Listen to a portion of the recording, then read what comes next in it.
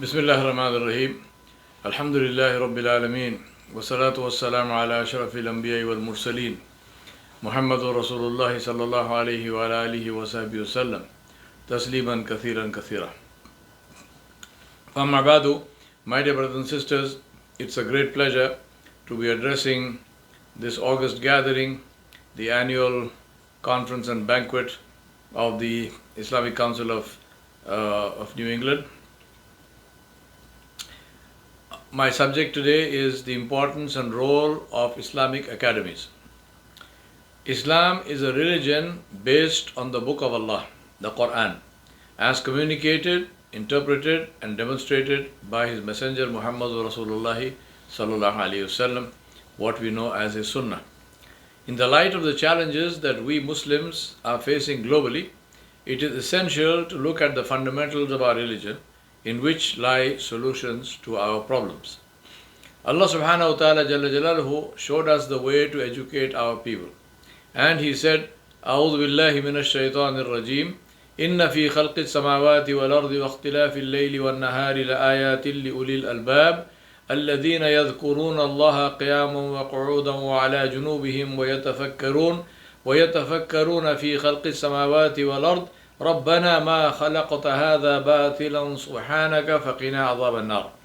Which means Allah subhanahu wa ta'ala said, verily in the creation of the heavens and the earth, and in the alternation of the night and the day, there are indeed signs for people of understanding, of people of intelligence.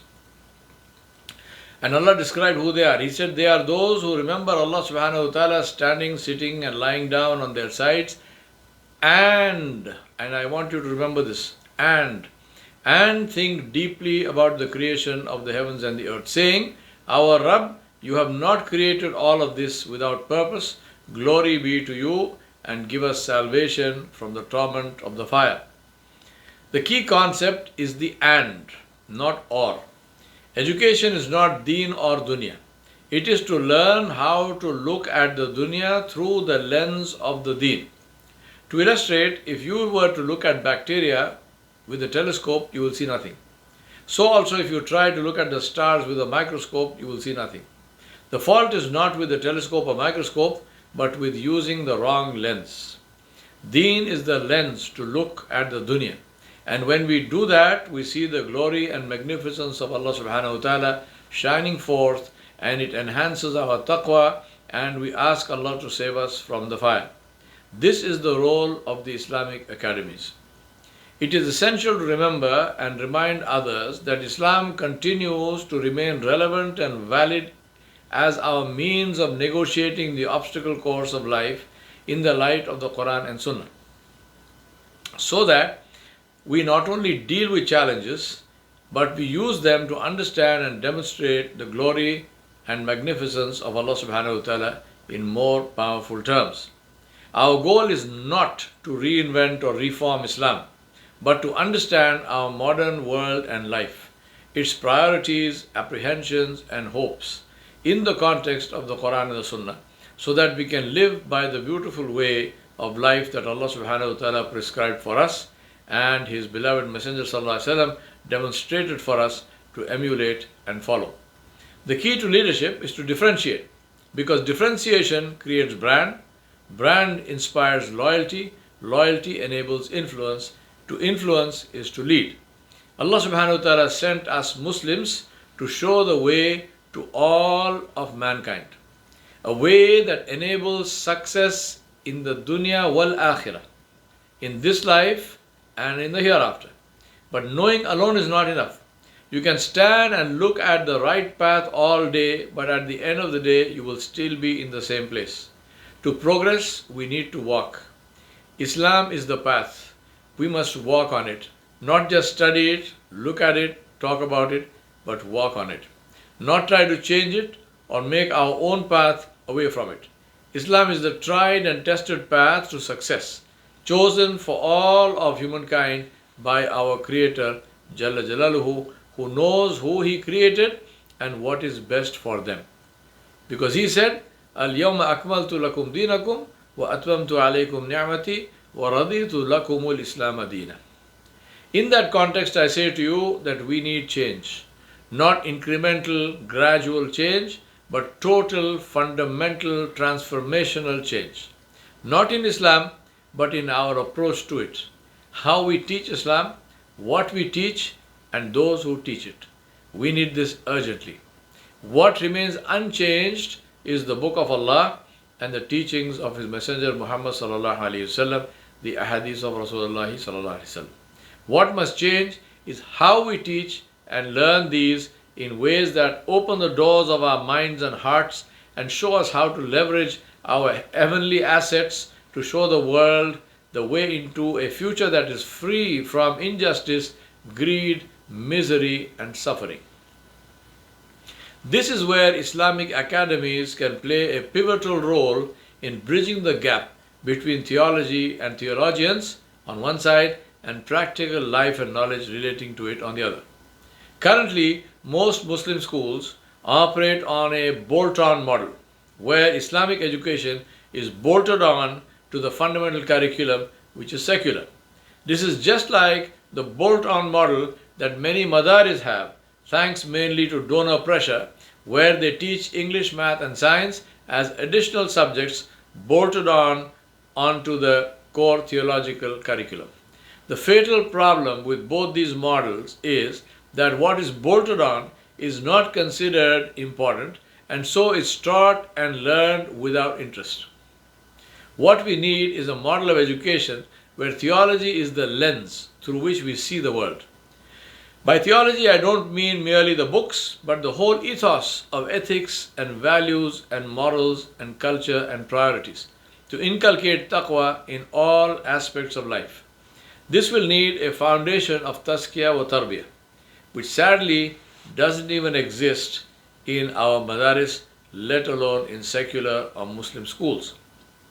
A foundation of tazkiyatun nafs will build a connection with Allah subhanahu wa ta'ala and His Messenger, from which will emerge the framework of tarbiyatul akhlaq, for which the source is the blessed seerah of Rasulullah sallallahu alaihi wasallam.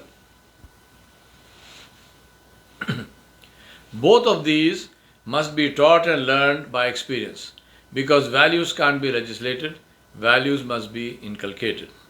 This brings to the fore the critical importance of recruiting teachers with the right skills and even more with the right attitudes and akhlaq, because children and everyone else listen with their eyes. They don't care what you say until they see what you do.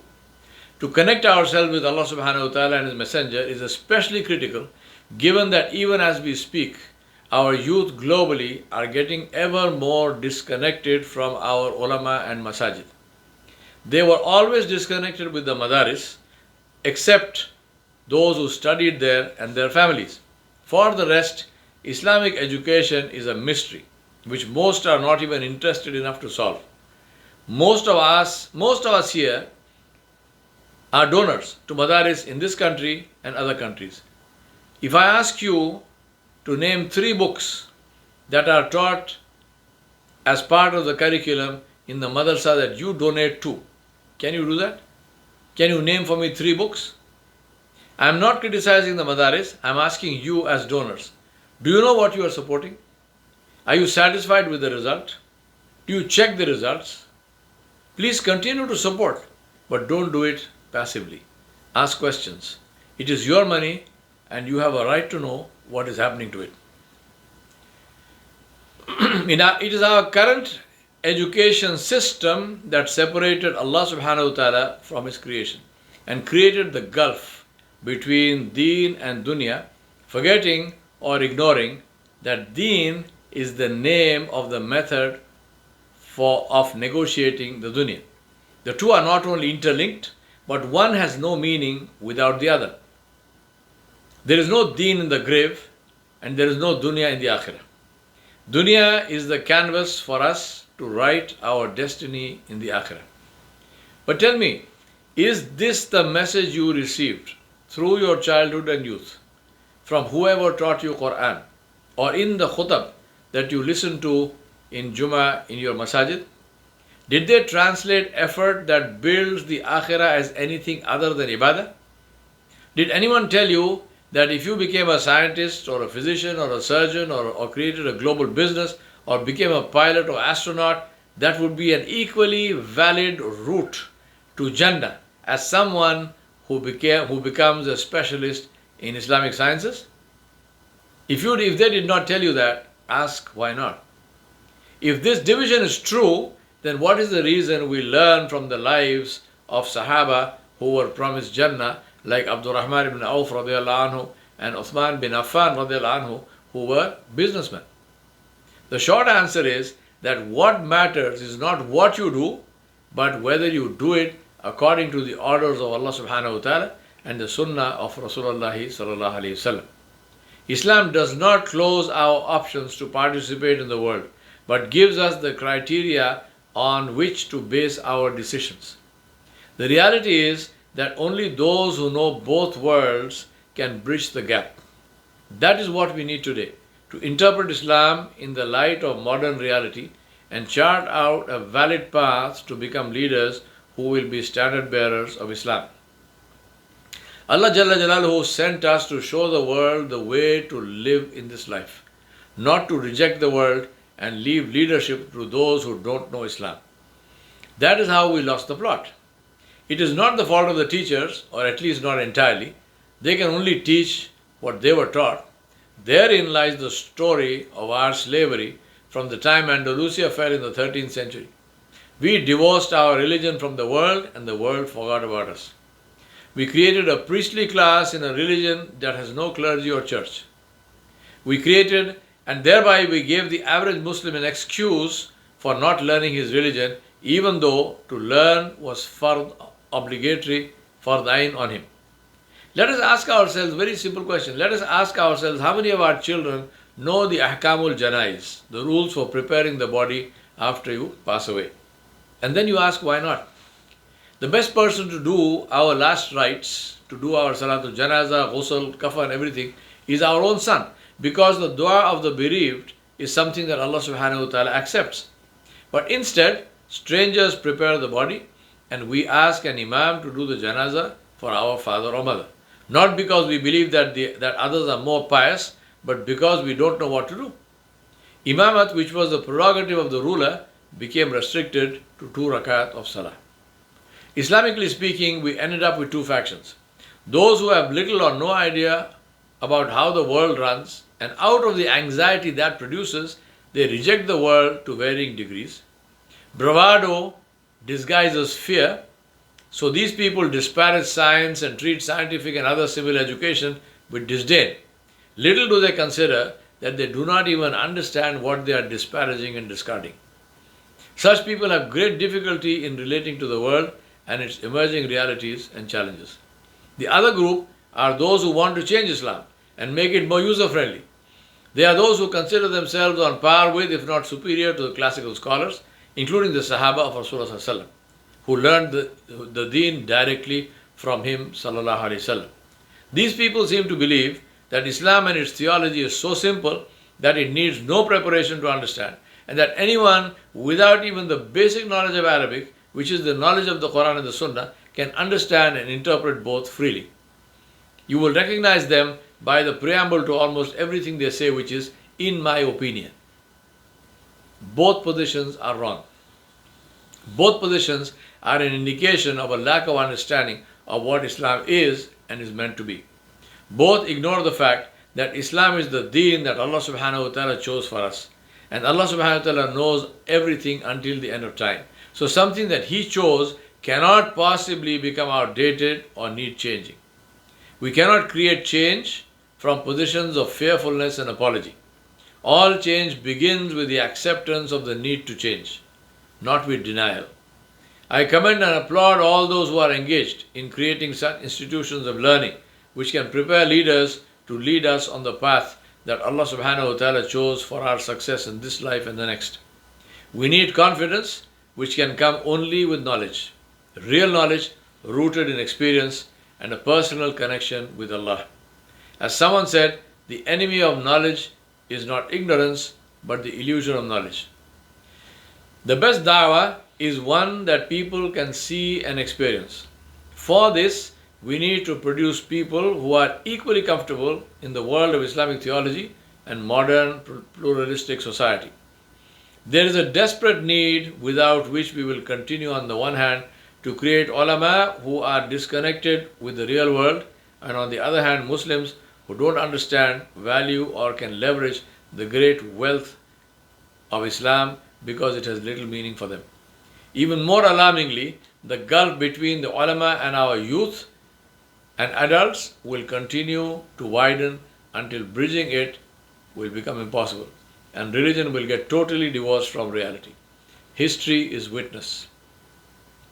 We can choose to remain as we are, consumers, victims, and pawns in somebody else's chess game, or we can choose to change and once again become contributors to the world. It is our life. We must make the choices. The destiny that unfolds for us will depend on which door we choose to open. And that is what we will be questioned about when we meet Allah subhanahu wa ta'ala Jalla Jalaluhu. I ask Allah subhanahu wa ta'ala Jalla Jalaluhu for His mercy and grace, and for the courage and persistence to see the project of creating not one, but 1,000,000 such schools worldwide. That is the true scope of the challenge, to produce a critical mass of ethical, moral, compassionate leaders, conscious of their responsibility and accountable to Allah subhanahu wa ta'ala. That is what our world needs most desperately. I ask Allah subhanahu wa ta'ala to choose you to be the means by which the world will get what it needs.